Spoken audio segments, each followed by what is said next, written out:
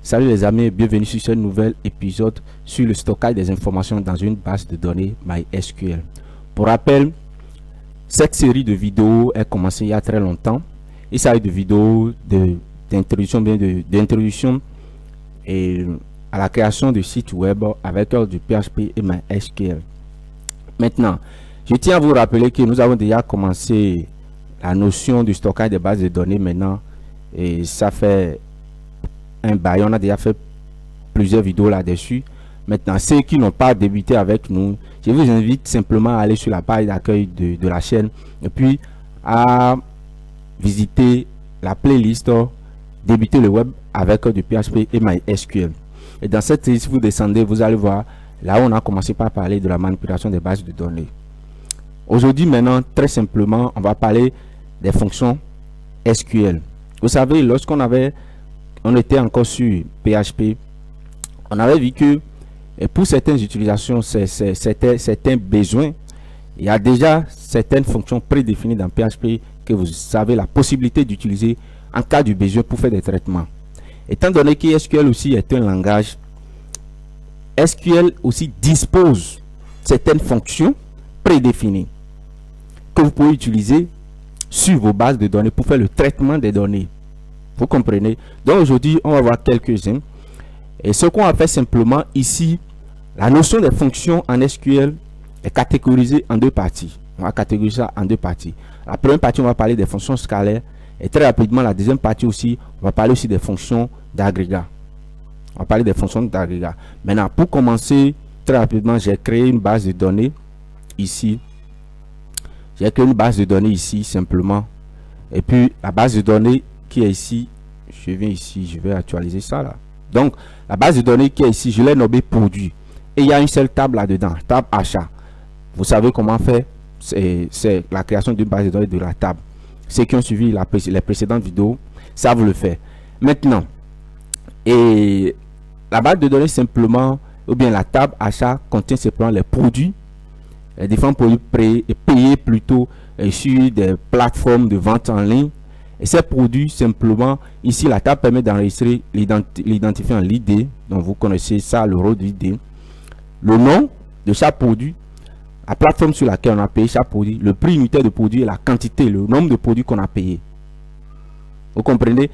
Regardez la structure de la table, simplement, on a l'ID qui est ici, qui est primary, c'est pourquoi on a la clé qui est ici, et c'est auto-increment, vous savez le faire. Donc, c'est un int, le nom, c'est un varchar. Le plateforme aussi, c'est un varchar. Le nom de plateforme, c'est un varchar. Le prix unité, c'est un varchar. La quantité, c'est un int. C'est-à-dire la quantité 2, 3, tout ça là. Maintenant, après ça, maintenant, j'ai créé simplement. Ici, j'ai rempli la table simplement des données aléatoires que vous pouvez le faire. Il y a plusieurs manières pour faire ça. Première chose, c'est d'importer simplement une base de données de Yatupet dans votre base, ici simplement. Vous savez comment le faire, je vous avais montré ça. Deuxième chose, c'est pouvoir faire ça avec la main, insérer ici, en venant ici, insérer simplement, vous insérez ces données avec la main. Troisième méthode, c'est d'utiliser un formulaire pour pouvoir enregistrer les données. Ces trois méthodes, vous savez le faire si vous avez très bien suivi mes précédentes vidéos.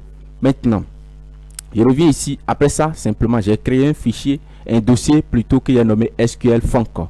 Et à l'intérieur de ça, j'ai créé un fichier que j'ai nommé index.php. Pour se diriger vers le fichier, simplement, c'est comme ça vous faites. Donc, si vous tapez SQL et vous tapez local ou bien 127 points, vous allez trouver ici dans vos projets le nom qui est ici, SQL Func, un projet qui a pour nom SQL Func.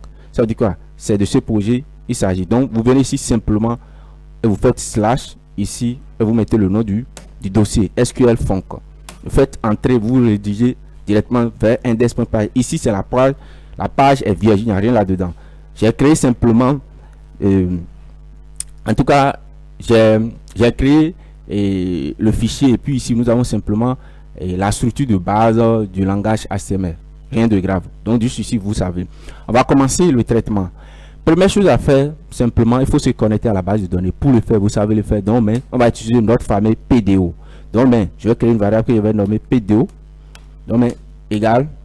Donc, je mets new PDO comme ça.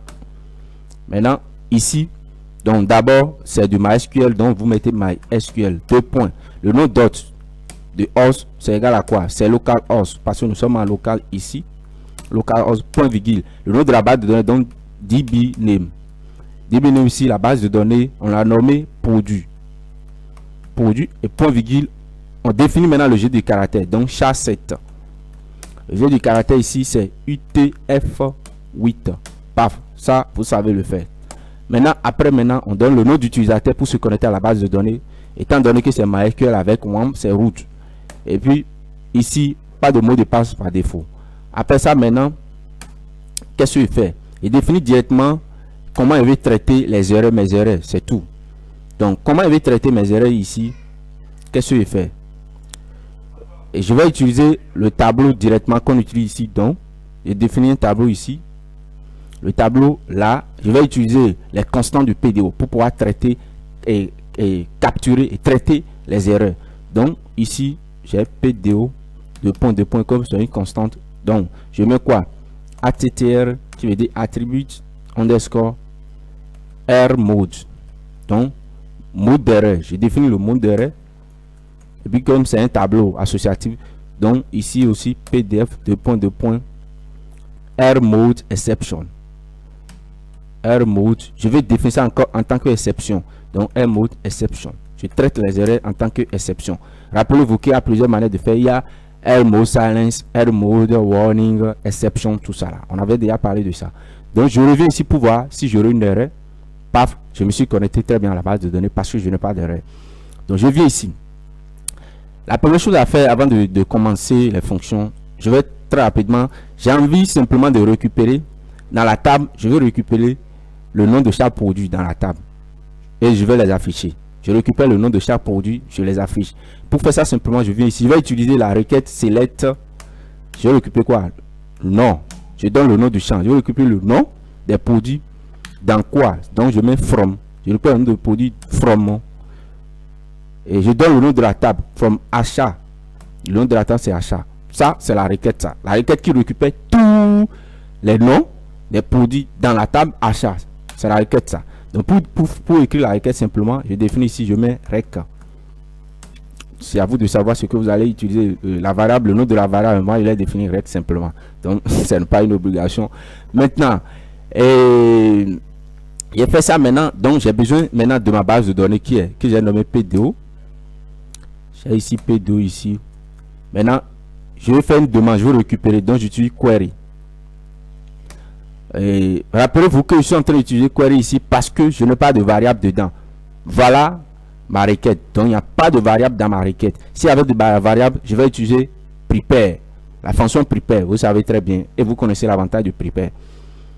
Donc, je fais ça. Et paf, c'est cool. Maintenant, ce que je vais faire, cette requête maintenant là va récupérer tous les noms des produits dans la table achat. Donc je vais les afficher. Je reviens ici dans mon script ici maintenant. Qu'est-ce que je fais? Je vais mettre un achat 1 ici très rapidement. Et j'ai dit ici la liste des produits. C'est tout. La liste des produits. Et qu'est-ce que je fais? Et je reviens ici. Je vais les afficher. Pour les afficher, je les affiche avec dans un URL. Donc ici dans l'URL, je fais quoi? Je fais simplement ici, je vais mettre ma balise PHP. Donc je mets ici PHP. Maintenant, qu'est-ce que je fais? Ici, il faut récupérer maintenant ce que ceci nous envoie. Récupérer ça. Et vous savez, pour récupérer les données, on utilise la fonction fetch. Étant donné qu'il y a plusieurs noms, on va utiliser une boucle. Donc on va utiliser la boucle while. Dans la boucle while, je définis une variable qui est nomme données. Je mets égal. Qu'est-ce que je fais? Je prends simplement rec. Vous savez faire tous ces genres de choses. Et sur rec, maintenant, j'utilise la fonction fetch. Maintenant, je les affiche maintenant. Je mets ici simplement echo. Dans echo, maintenant, je mets li ici. Li. Point, je vais concaténer ça. Je vais utiliser la concaténation. Donc ici aussi, j'ai paf li. Et n'oubliez pas le point virgule. Et ici maintenant, je vais afficher quoi? Je vais afficher données. Non. Donc je donne maintenant le nom du champ. Le nom du champ ici s'appelle non. Et c'est tout. Si je viens ici maintenant, j'actualise, je devrais voir ça fonctionner. Donc, simplement, passe erreur sentence 25 ans. S'il n'y a pas une erreur ici, ça devrait marcher. Ok, j'ai oublié ça là. C'est cool.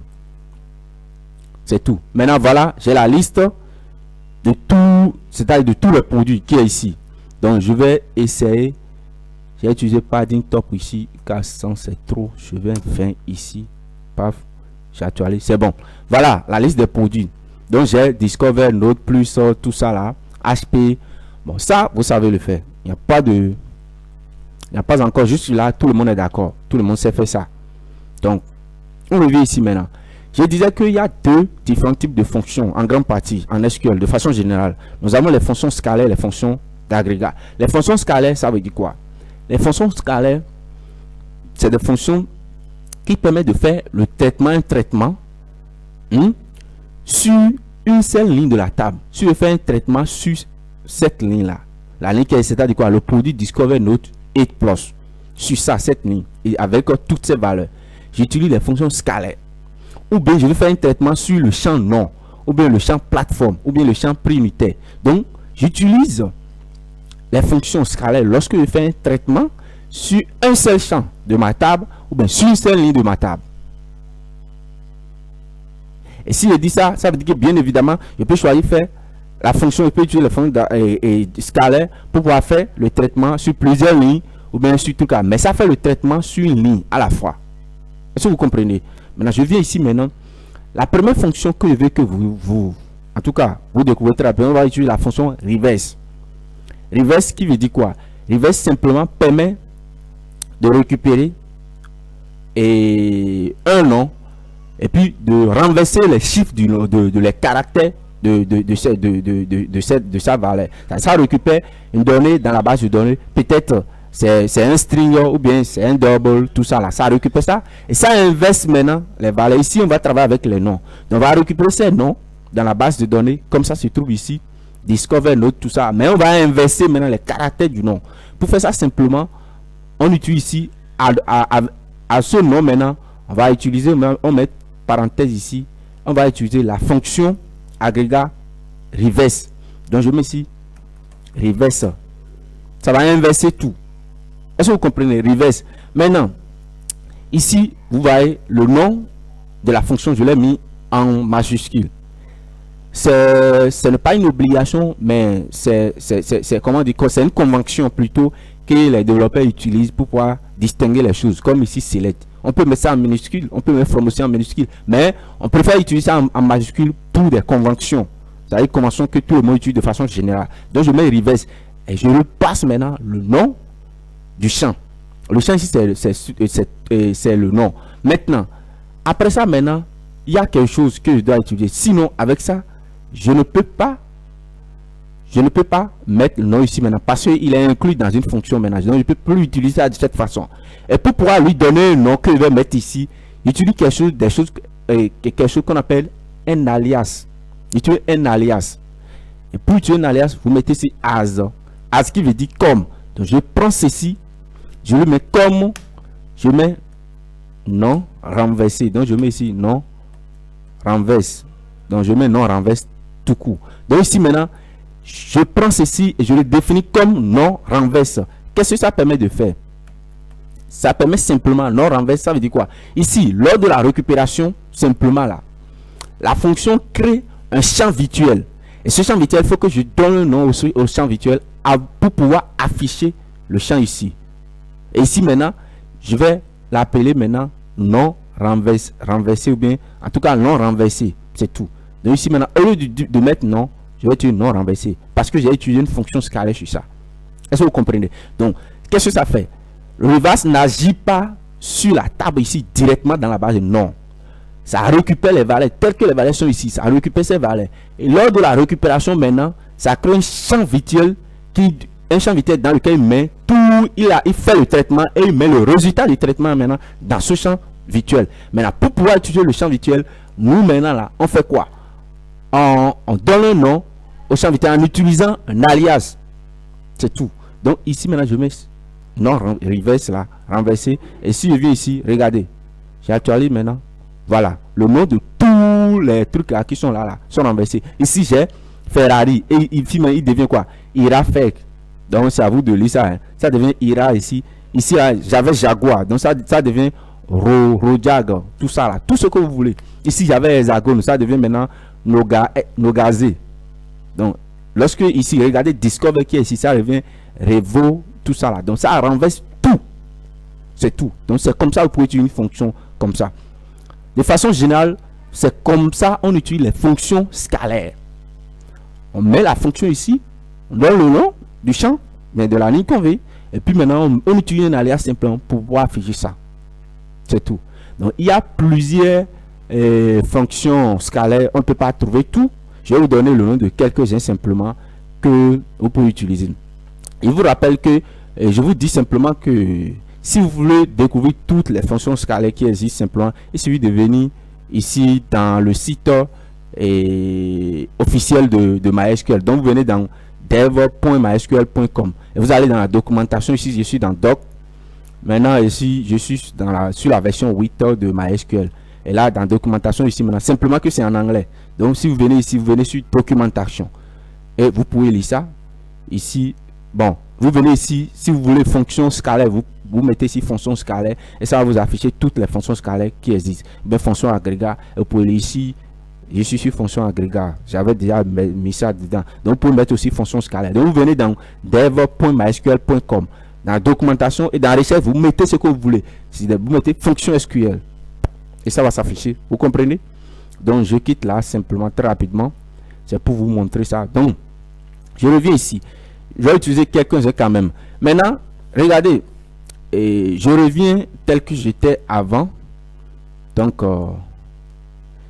j'ai dit que, regardez le nom de ceux qui, il y a le nom, certains noms qui sont en minuscules, certains noms qui sont en majuscules, tout ça. Mais moi, je veux mettre tous les noms en majuscules, par exemple. Je vais mettre tous les noms en majuscules. Et pour mettre tous les noms en majuscules, quelle fonction j'utilise? J'utilise la fonction simplement qu'on appelle upper.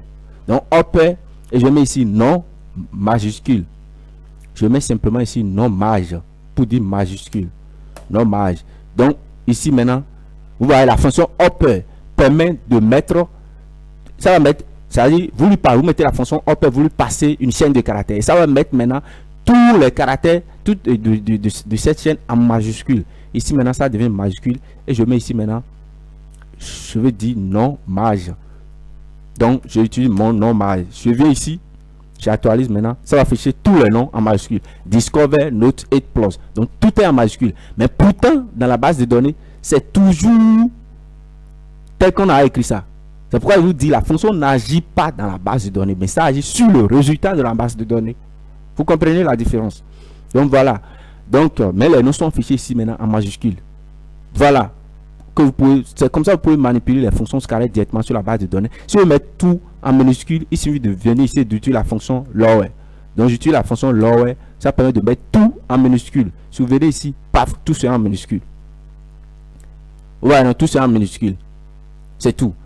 Et il y a plusieurs fonctions quand même. Je vais parler, voilà, je vais s'arrêter à ces deux fonctions, ou bien à ces trois fonctions, reverse, lower. Il y a la fonction même length qui permet de calculer et comment on dit, la longueur de la chaîne de caractères. Vous voyez, je vais parler des nombres. Par exemple, ici maintenant, je vais récupérer ici, et puis dire simplement que je vais récupérer, et par exemple, pour des fonctions scalaires, je vais récupérer le prix de chaque produit au carré. Je récupère le prix de chaque produit au carré. Vous voyez, donc je reviens ici. Ici, je dis que je vais récupérer simplement prix. J'ai nommé ça prix unit. Voilà, prix unit. C'est ça, hein? Je vais nommer prix unit. Donc, je vais récupérer les prix. Maintenant, je reviens ici d'abord. Je récupère le prix. Donc, je fais ça, tous ces genres de choses là, blablabla, qui sont là. Je fais ça. Et ici, maintenant, je dis simplement le prix de chaque produit. Le prix de chaque produit, ou bien bon, je laisse tout là. Je laisse tout ici, et puis ici aussi je laisse tout. En tout cas, je laisse tout comme ça se voit là. Je laisse tout comme ça, et je vais essayer simplement de créer. Bon, Bon, qu'est-ce que je fais? Dans le prix, quand même, c'est pas grave. Pas grave, suivez-moi très bien. Je suis en train de voir comment il va utiliser les trucs là pour que ça puisse fonctionner parfaitement pour vous. Mais on va utiliser un à un. Je crois que c'est mieux. Donc on va dire simplement le prix de chaque produit. Donc on met ici le prix des produits. Paf. Donc je mets le prix des produits simplement ici. Donc si je viens ici maintenant et je mets ici prix unit. Donc je mets prix unit. Si je ne me trompe pas, là ça devrait me mettre le prix de chaque produit. Et ici simplement je vais le mettre en euros. Donc je mets ici euros. Si je reviens ici maintenant, le prix de chaque produit, j'actualise. Voilà, j'ai 200 euros, 500 euros. Voilà le prix de chaque produit. Mais je vais déterminer le prix de chaque produit maintenant là, élevé au carré. Le prix de chaque produit au carré. Donc qu'est-ce que je fais? Pour mettre ça au carré simplement, je mets quoi? J'utilise la fonction qui permet de calculer la puissance. La puissance d'un nombre, d'un chiffre. Vous voyez, avec MySQL. Et puis, avec SQL, la fonction SQL qui calcule la puissance de chaque. Donc, la fonction qui calcule la puissance là, s'appelle power, qui veut dire puissant. Power, comme ce qu'on avait vu en PHP. Vous voyez que les fonctions se ressemblent, non? En PHP, ici aussi, c'est pratiquement la même chose. Donc, simplement, ici, on le met en majuscule. Donc, on le met power pour l'unité as. Et as, je mets ici prix carré. Donc je mets ici prix carré, c'est tout. Donc je vais élever tous les prix maintenant au carré. Donc je mets prix carré et je viens ici maintenant, je mets prix carré. Vous voyez, donc ici aussi maintenant je vais utiliser simplement l'alias qui est ici carré.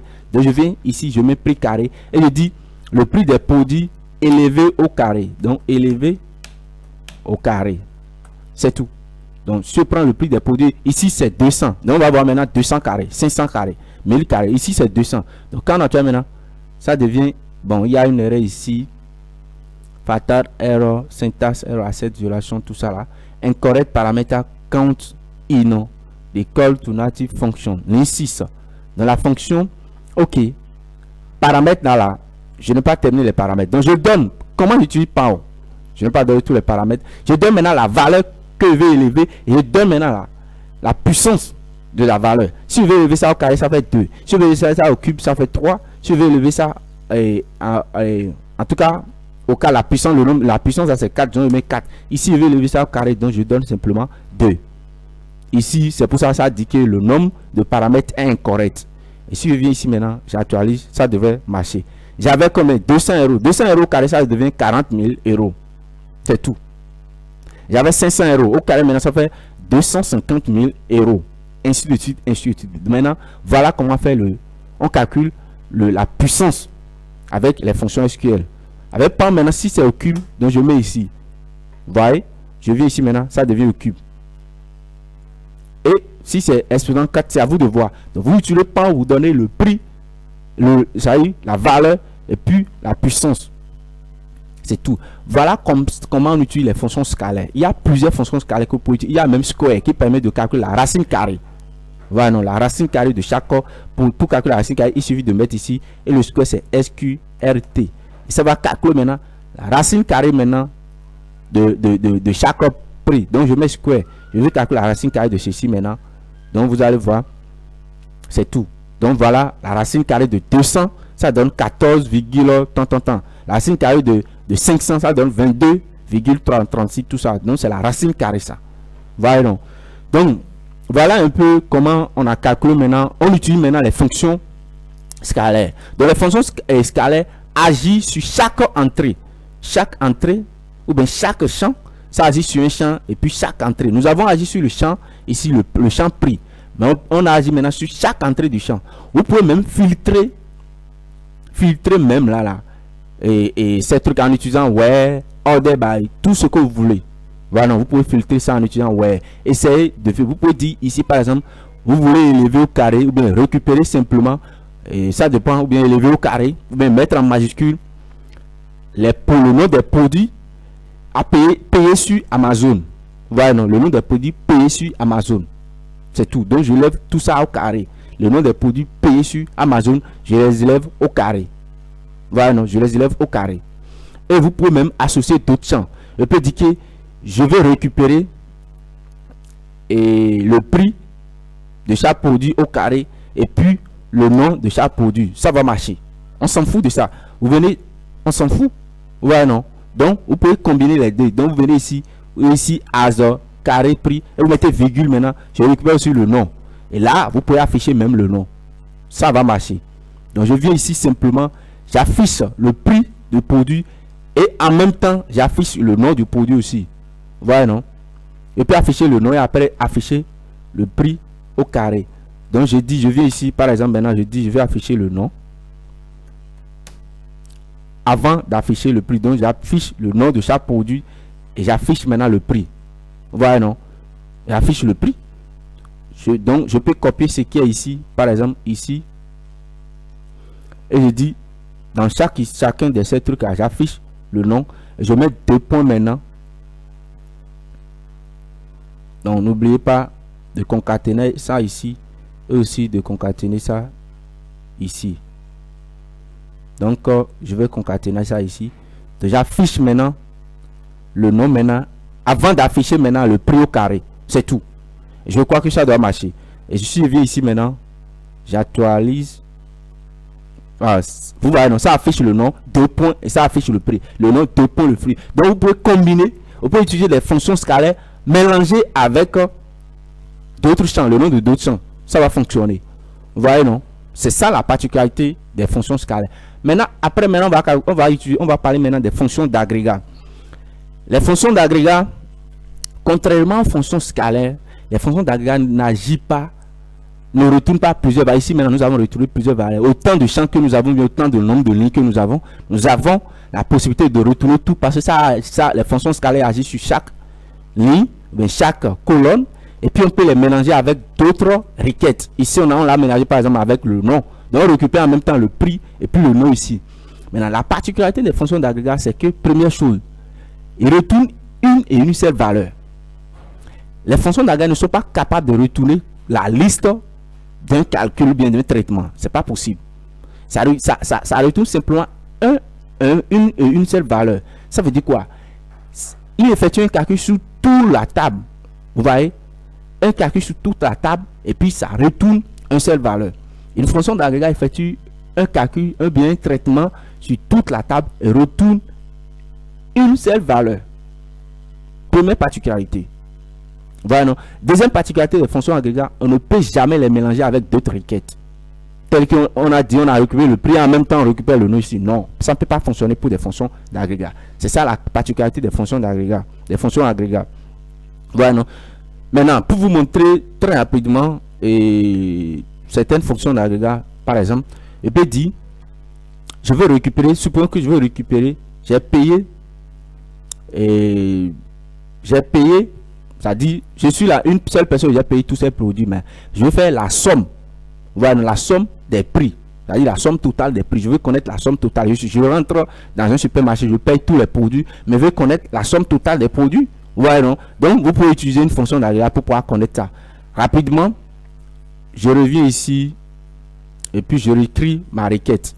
Ici, maintenant, je vais récupérer la somme des produits.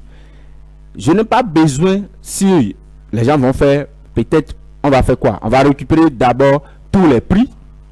On va utiliser maintenant les fonctions PHP pour pouvoir faire les calculs. Ouais, non, on récupère tous les points, on utilise une fonction PHP pour faire les calculs, pour faire la somme totale. Mais vous avez la possibilité, même avant d'afficher lors de la requête, vous faites, c'est-à-dire quoi, le calcul, vous agissez directement sur la valeur renvoyée par SQL.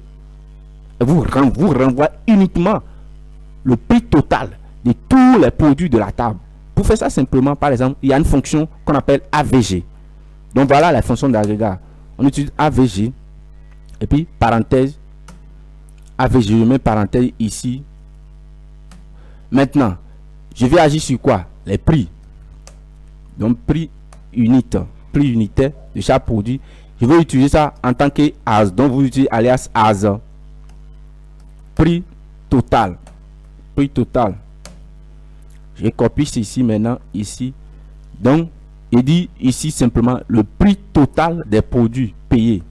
Le prix total des produits payés, c'est tout. le prix total des produits maintenant payés. Je fais le prix total des produits payés. Et ici, on a dit quoi? On a dit que les fonctions d'agrégat retournent une seule valeur. Donc, pas besoin d'utiliser une boucle. On n'a pas besoin d'utiliser une boucle là.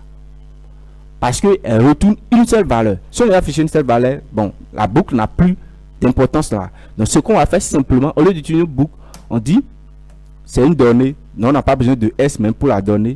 C'est une donnée. Et qu'est-ce que je fais? Il dit, rec. Il va utiliser fetch directement ici, pas dans une boucle. Donc, je fais fetch ici. Fetch. Et après avoir fait fetch là, je fais quoi? Je vais afficher le prix total. Donc, moi, je vais choisir l'afficher simplement et dans un paragraphe, par exemple. Bon, en tout cas, c'est à vous de voir. Donc, je mets écho ici. Moi, je l'affiche dans un paragraphe, dans un titre H4. Je l'affiche ici. Je reviens ici. Je copie la même chose. Donc, je vais faire la concaténation ici. Paf. N'oubliez pas le point virgule et le slash. Maintenant, j'affiche quoi? Donner quoi? Prix total. C'est prix total, je vais afficher. Donc, as prix total. Quand vous venez ici maintenant, ça renvoie une seule valeur. Une seule valeur. Et ça va renvoyer le prix total des produits. Quand on va venir ici maintenant, on va essayer d'actualiser maintenant. Paf. Use on défend comme ça, prix total. Donc, j'ai oublié ici simplement de mettre ça. Donc, les erreurs là, pardonnez-moi beaucoup pour ça. Hein. Donc, voilà, j'affiche le prix total. Paf, voilà le prix total. Mais je vais l'afficher en quoi? En euros, hein, je crois bien. Voilà. Donc, le prix total maintenant de tous les produits qui sont dans le truc est égal à 40, en tout cas, 433 616, tout ceci euros. Voilà le prix total. On a calculé ici, non, ça calcule simplement la moyenne plutôt. La valeur AVG ne calcule pas le prix total. Si vous voulez calculer le prix total, excusez-moi beaucoup, je vais utiliser somme. Donc je vais faire somme, la somme de tout. Je vais revenir ici, truc là maintenant, AVG maintenant. Donc je fais somme. Si vous mettez somme maintenant, ça calcule le prix total. Donc viens ici, voilà le prix total. Parce que le prix total, c'est la somme de tous les prix qui sont ici, des prix unitaires. Voilà, la somme des prix unitaires. J'ai oublié la quantité, parce qu'il ne faut pas oublier aussi la quantité. Il faut faire le prix fois la quantité, le prix fois la quantité. Ça va demander une autre requête. Vous voyez, non? Ça va demander une autre requête. Voilà, je vais juste montrer quelque chose, l'utilité d'une fonction.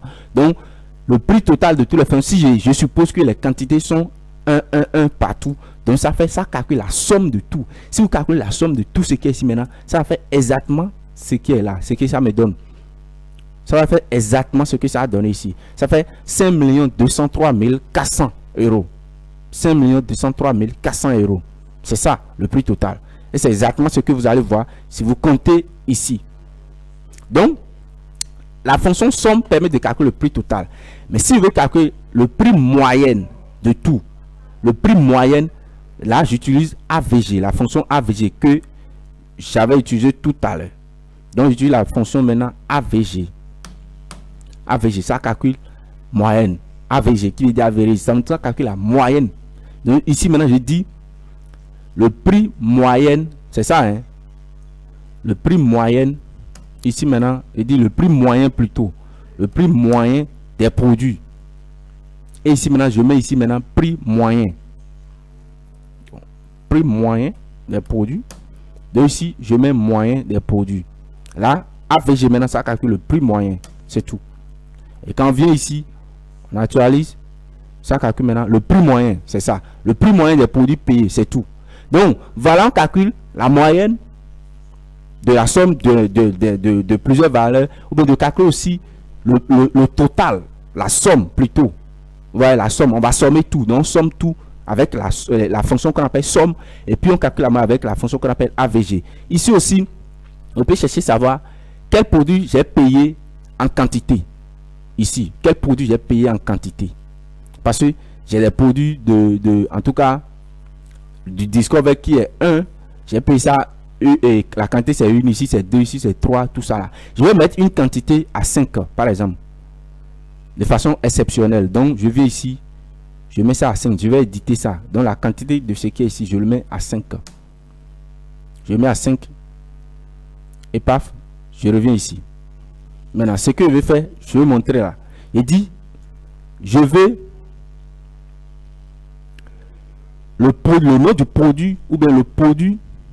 Je veux le nom de produit dont la quantité ou bien la quantité est supérieure à la quantité de tous les autres produits. Vous voyez, non? La quantité est supérieure à la quantité de tous les autres produits. Là, maintenant, je viens ici. Je vais utiliser pour calculer, pour retourner et le maximum d'un champ. Il faut utiliser simplement la fonction masse qui veut dire le maximum. Le maximum maintenant du champ quantité. La valeur maximum du champ quantité. Donc, vous utilisez ici quantité. As. Ici, quoi? As ici, quantité. C'est ça, non? Je vais nommer ça ici et massi. Je vais nommer ça massi simplement. Ici, ça fait quantité. Donc, ici maintenant, retourne maintenant le maximum de ces champs. Ça retourne ça. Donc, ici, et ce que je vais dire simplement, regardez, quand je viens ici, j'affiche le massi. On va regarder d'abord ce que ça me retourne. J'affiche le massi. J'affiche le massi ici, c'est une quantité dont il n'y a pas euro ici. J'affiche le massi.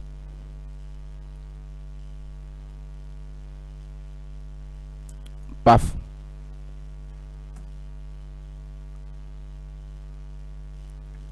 Donc, n'oubliez pas ceci.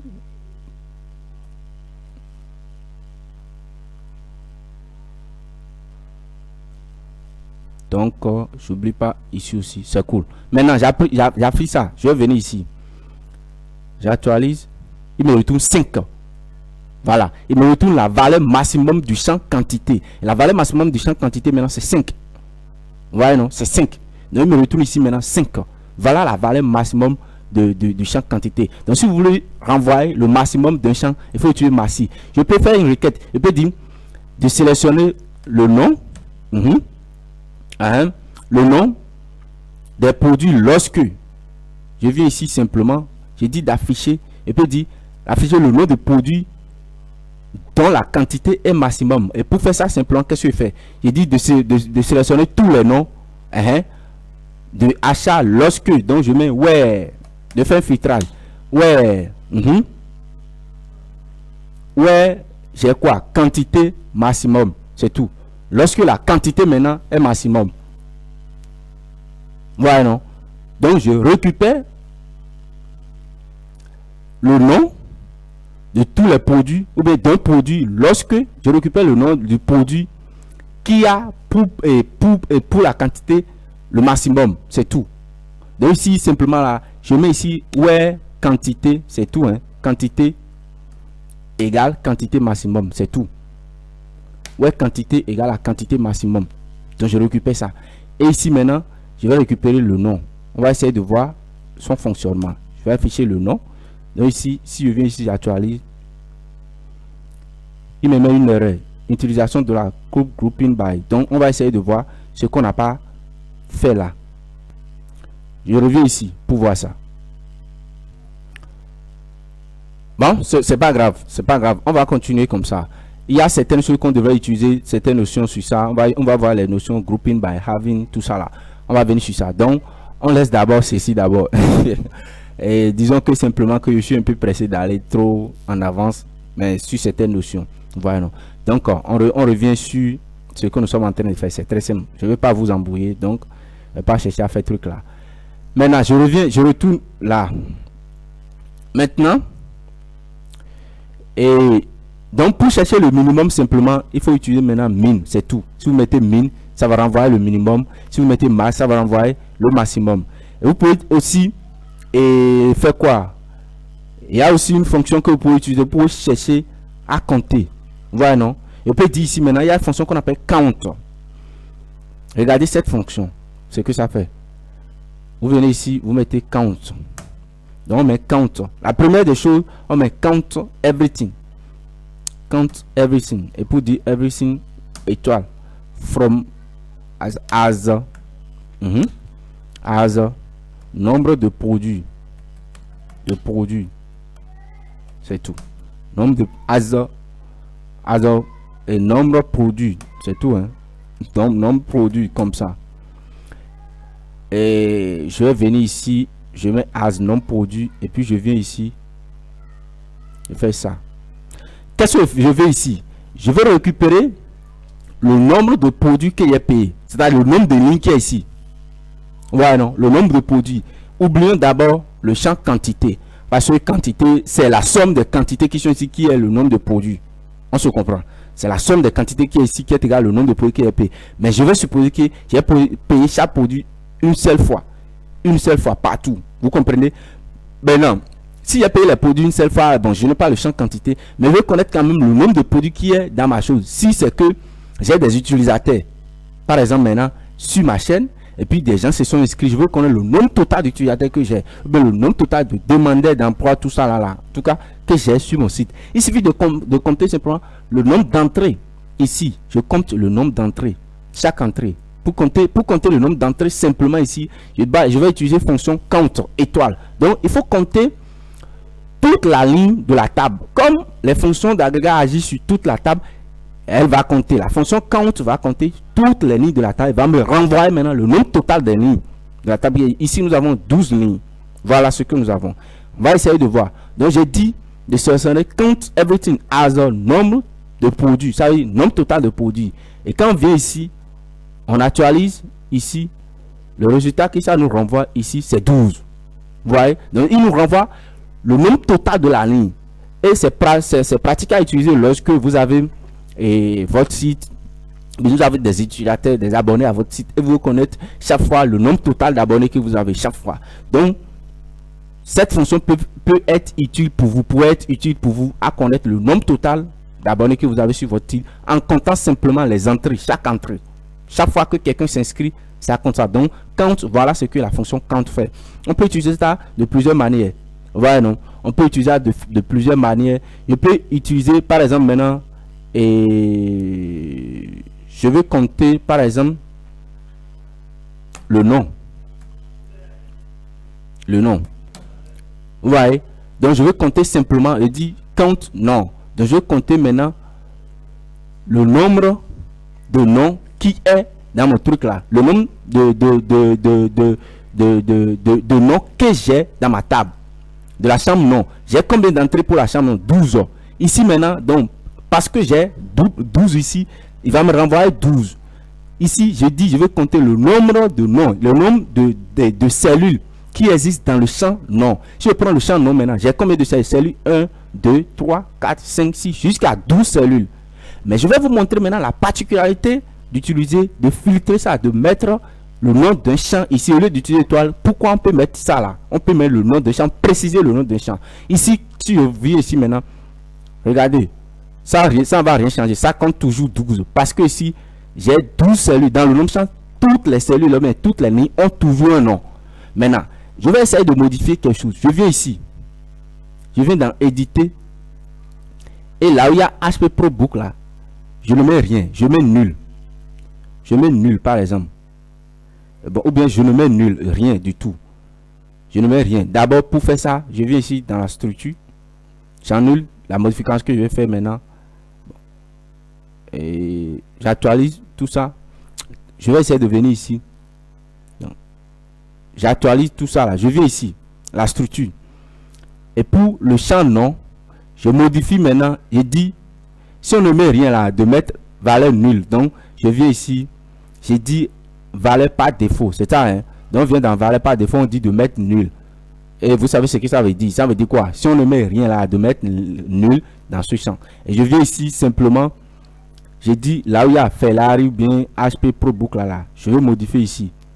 HP Notebook plutôt. Et je ne mets rien ici. J'annule ça. Je ne mets rien. J'exécute. Étant donné que je n'ai rien mis, ça doit mettre nul ici. Vous voyez, non? Parce que j'ai édité le champ nom. Ici aussi, je reviens ici, structure, valeur par défaut. Valeur par défaut ici, c'est nul. Ok, ça marche. Maintenant, ici, je vais encore modifier un autre champ. Je viens ici par exemple, là où il y a hexagone, je modifie ça aussi dans Le champ, non, je ne mets rien du tout. Paf. Maintenant, les valeurs qui sont ici maintenant, c'est nul, nul, partout. Regardez ici, actualisez ceci. Et si tout est parfait,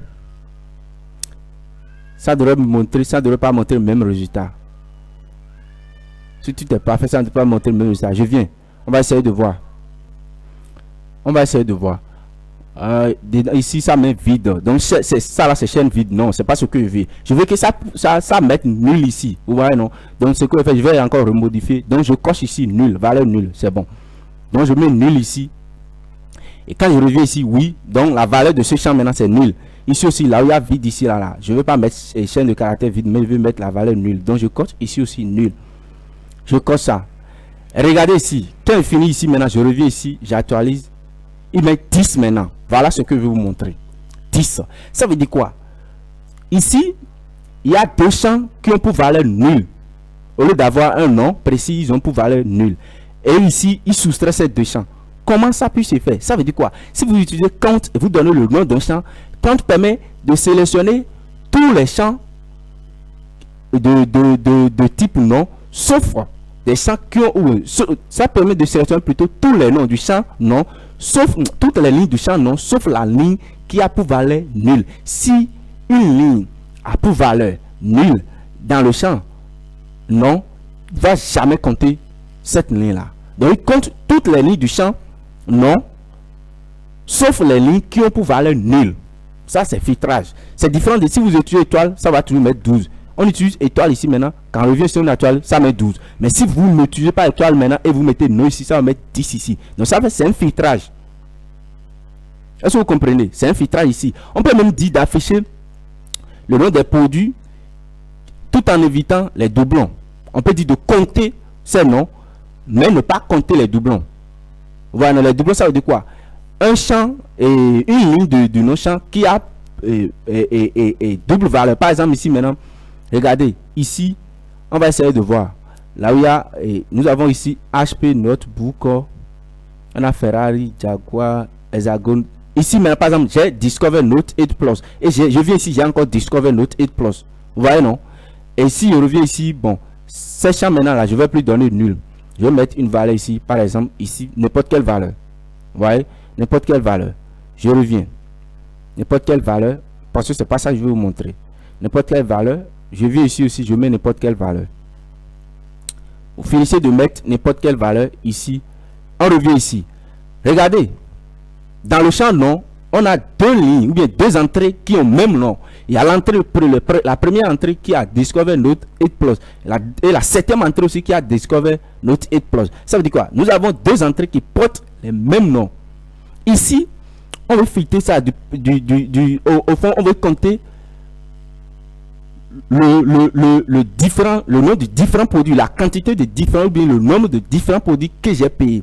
Ça veut dire quoi? Si j'ai payé un Discover, c'est déjà un produit. Je peux avoir 10 Discover, 5 Discover. On s'en fout. Je vais dire simplement, je vais renvoyer simplement le nombre de produits différents que j'ai payé. C'est-à-dire des produits différents.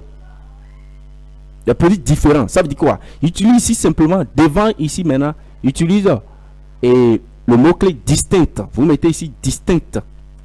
Donc si tu mets distinct, c'est ça, hein? Distinct, comme ça. Donc tu mets ici distinct. Si tu mets distinct ici, regardez ce que ça envoie. Ça envoie ici 11. Parce que quoi? Ça compte tout sauf ici. Parce qu'il voit qu'il vient ici voir Discover. Il dit 1, 2, 3, 4, 5, 6, 7. Il revoit encore. Il dit non, j'ai déjà un produit qui s'appelle Discover. Parce qu'on m'a dit distinct. Donc ça là c'est un doublon. J'oublie ça.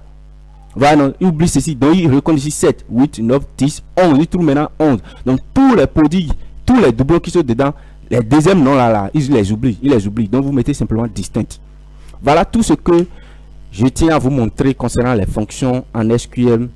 Et bien sûr, n'oubliez pas de venir ici de visiter les fonctions d'agrégat. Ça existe. Vous voyez, il y a plusieurs fonctions. Il y a mass, min, std, stddev, il y a JSON, arrayage, group, concat, tout ce que vous voulez, vous pouvez utiliser. Vous voyez, non? Donc, moi j'ai présenté certains quand même. L'essentiel est que vous sachiez comment utiliser chaque fonction, des fonctions d'agrégat et des fonctions scalaires.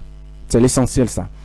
Donc, dans la prochaine vidéo maintenant, on va parler maintenant de regroupement des données en SQL. Regroupement des données, comment on peut regrouper des données en SQL. Là, on va voir le grouping, le having, tout ça, là, on va essayer de voir tout. Vous voyez, non?